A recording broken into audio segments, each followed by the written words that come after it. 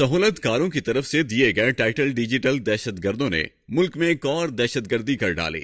तफसीलात से पहले सहूलतकारों के एक प्यादे का बयान सुनिए। वरना 22 सीटें हैं कौमी असम्बली की पूरे पाकिस्तान से जिन पे झगड़ा है, उनमें से 10 सीटों का झगड़ा सिर्फ खैबर पख्तूनख्वा में है, पूरे बाकी मुल्क से 12 हैं। और 10 में से भी पीटीआई की नहीं है सारी, ये 22 पीटीआई की नहीं है सारी जिसपे उन्होंने कंटेस्ट किया। लेकिन शोर क्या है? शोर ये है कि हमारी 85 सीटें ले ली गई हैं। 85 सीटें नहीं ली गई, लेकिन जो साइंसदान हैं, जो मीडिया वाले हैं, जो जज है, सब साथ हैं। इस दौर का मुंसिफ है यजीद की बैत पर।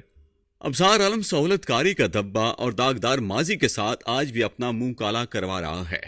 डिजिटल दहशतगर्दों ने कार्रवाई करते हुए अबसार आलम को बेनकाब कर दिया।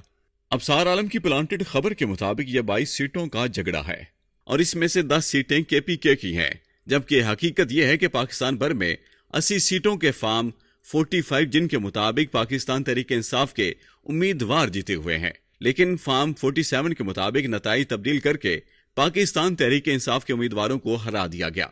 सिर्फ कराची, लाहौर, रावलपिंडी, इस्लामाबाद, सियालकोट, गुजरावाला, चकवाल और गुजरात में 54 सीटें ऐसी हैं जिन पर पाकिस्तान तहरीके इंसाफ फार्म 45 के मुताबिक जीती हुई है, लेकिन फार्म 47 के जरिए हरा दिया गया।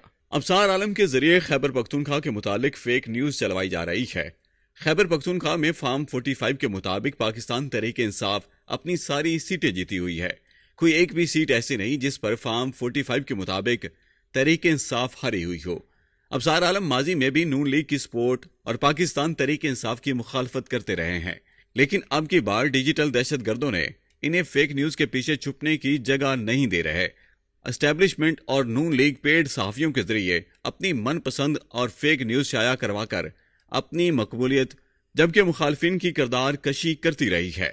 डिजिटल दहशतगर्द इन्हें इसलिए बुरे लगते हैं कि ये फौरन इनका झूठ पकड़ लेते हैं और इन्हें बेनकाब कर देते हैं।